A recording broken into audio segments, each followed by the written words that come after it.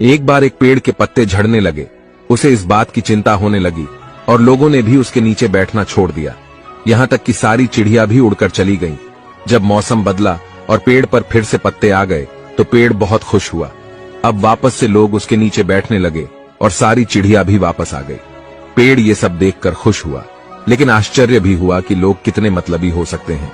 जब उसके पास पत्ते नहीं थे तो कोई उसके आसपास भी नहीं आता था, लेकिन जब उसमें पत्ते आए सभी लोग उसके नीचे बैठने लगे।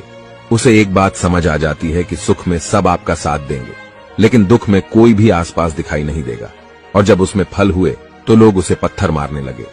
उसे एक और बात समझ आती है कि अगर आप दुनिया को कुछ अच्छा भी देते हैं तब भी वो पत्थर ही मारेगी। निष्कर्ष, जिंदगी में जब आपका समय अच्छा होगा तब सब आपका साथ देंगे, लेकिन बुरे वक्त में ही सच्चे इंसान का पता चलता है।